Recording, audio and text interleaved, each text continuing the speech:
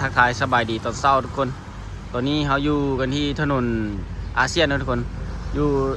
ทางข้างเนาะทางข้างอนุสรณ์ทหารอากาศเนาะทุกคนเนาะเห็นบ่เนาะทุกคนอนุสรณ์ทหารอากาศ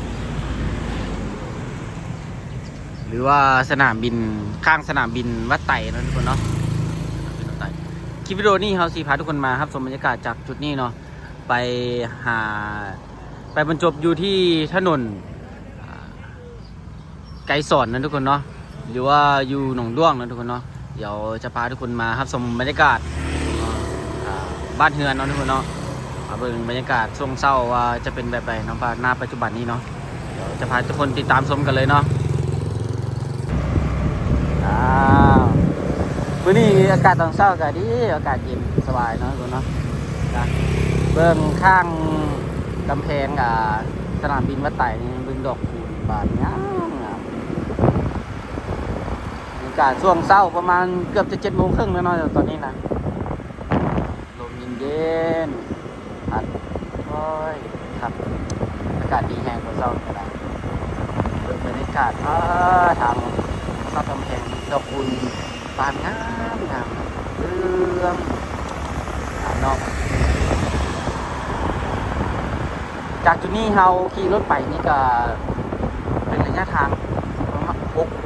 6 กิโลไปครับ6 กิโลถ้าขี่ปกติก็ใช้เวลาบุดนประมาณ10 ปลายนาทีก็พอแล้วเนาะ10 ปลายนี้10 นาทีก็พอแล้วพาทุกคนมาครับบรรยากาศช่วงเช้าเหมือนกันเนาะอาคารบ้านเรือนเนาะณ ปัจจุบันนี้เป็นแปลงแล้วบางคนบางพื้นที่ก็กำลังก่อสร้างอยู่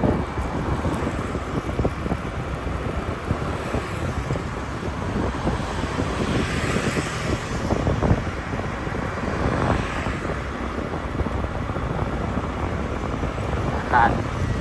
ใต้มือนี้กำลังแม่นทุ่งเขาเก่าเลย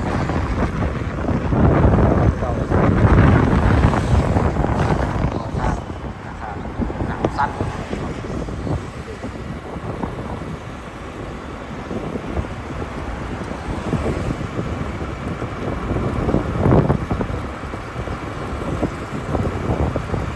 จากโคยเสียงดังเนาะทางนี้ก็จะยังใหญ่ที่เก่า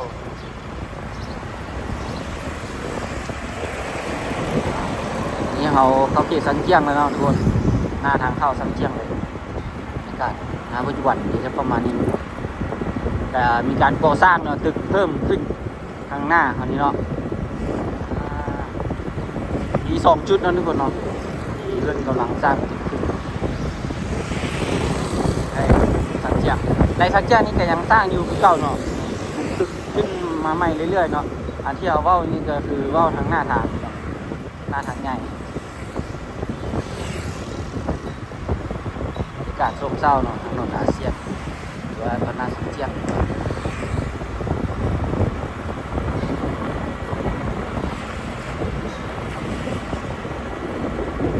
ที่กำลังสร้าง2 จุดเนาะ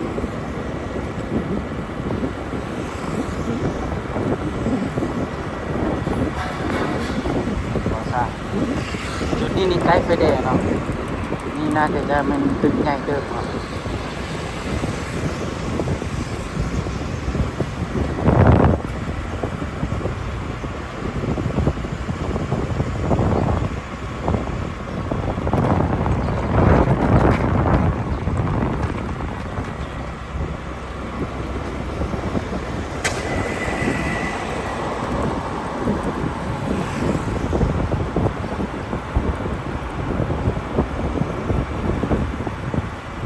ลมเย็นบ่อยๆมีลมนะโบหัวมันจะเข้าใหม่หมดนะโอ้นี่จะก่อสร้าง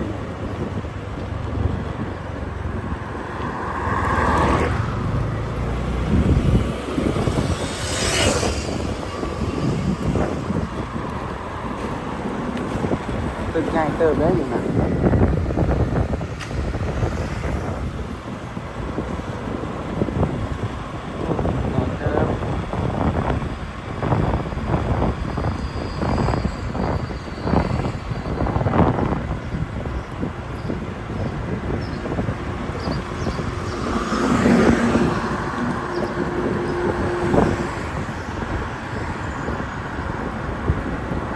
ากาศเศร้าวันอาทิตย์แล้วทุกคนเนาะ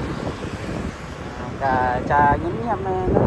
เพราะว่ามันก็เป็นมือมันหยุดเดียวมือวันอาทิตย์เท่าไหร่เขาเจ้าก็ปิดห้างมือวันอาทิตย์เลยนะห้างเปิดวันเสาร์แล้วก็ปิดวันอาทิตย์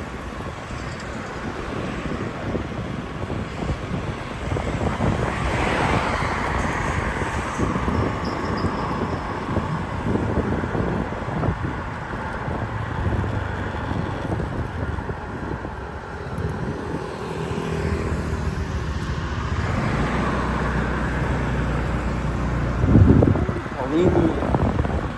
เงินให้เศร้าขายเงินมีอย่างร้ายหลาย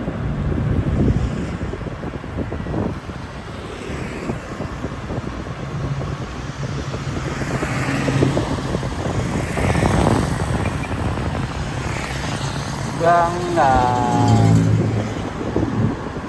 เรื่องปวดมือเขานี่บ้านนะครับ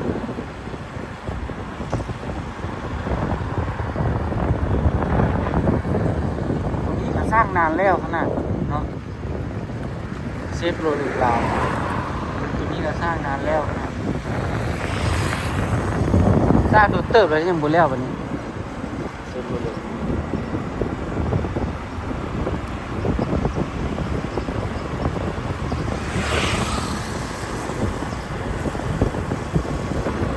จีนตื่นเศร้าเลย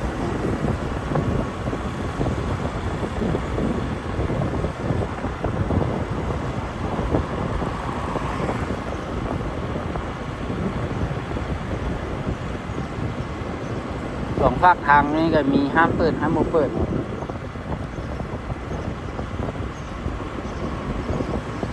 หลวงท่าป่ากลางข้าว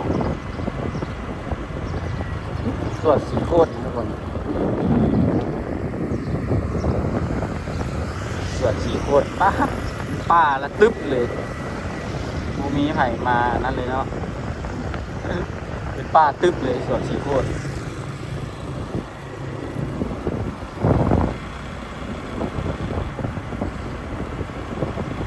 นี่เอากะจะเข้าขีดหนองด้วงกันแล้วนะคุณเนาะ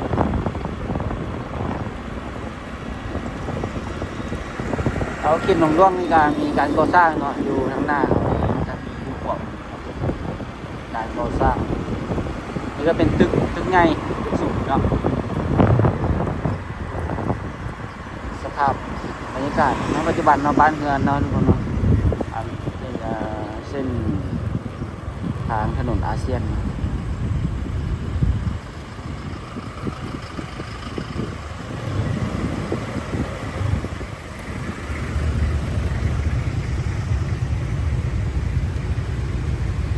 การรถติดไฟแดงโอ้ไฟเขียว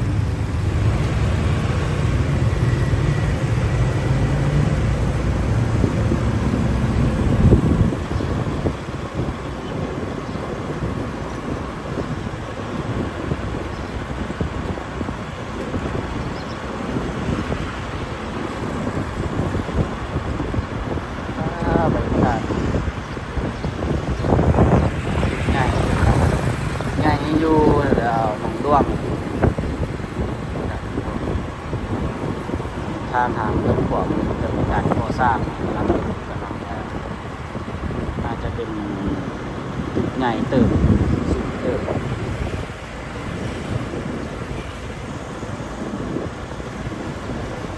น่าจะ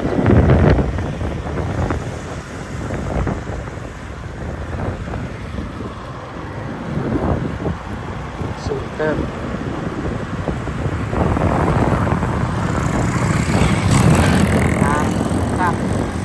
รอดเข้าไปแย่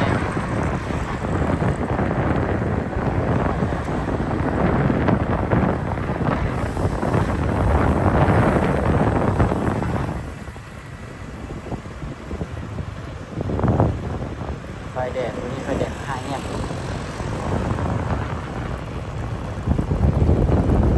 เข้าแย่หลังจนหนาไม้เปื่อย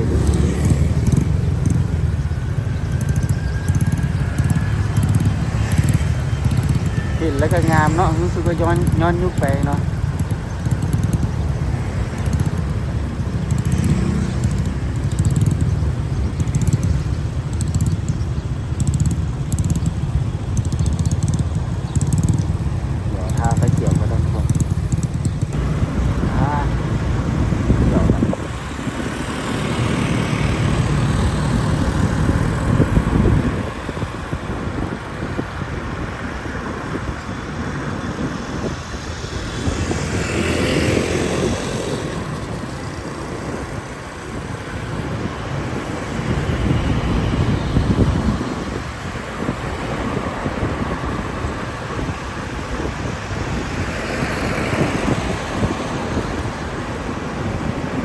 ริงๆเส้นนี้นี่ก็ยาวขึ้นไปอีกเนาะขึ้นไป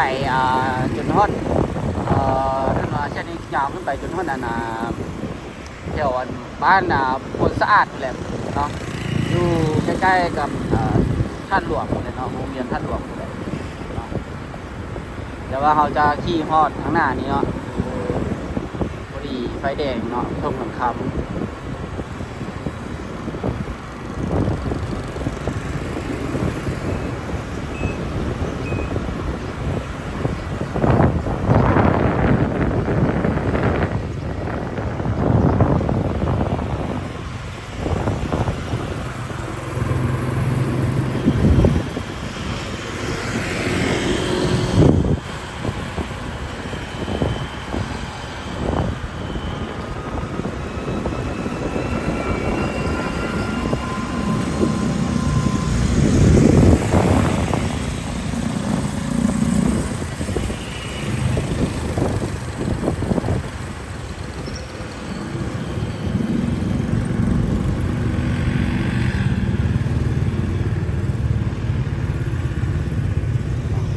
เนี่ย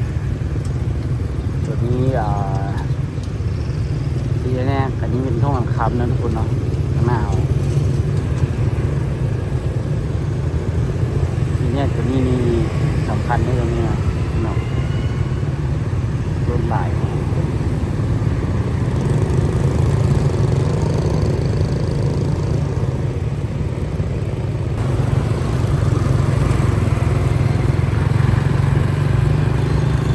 รถขี่รถจักรว่าแน่ใจว่าออกไปใส่น่าจะไปตลาดวะนะเช้า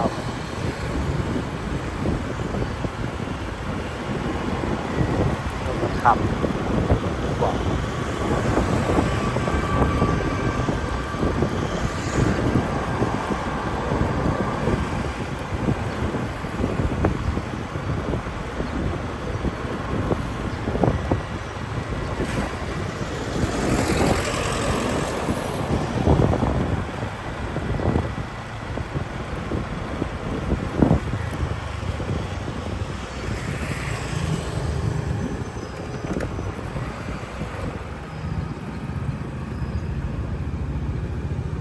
นั่นทุกคน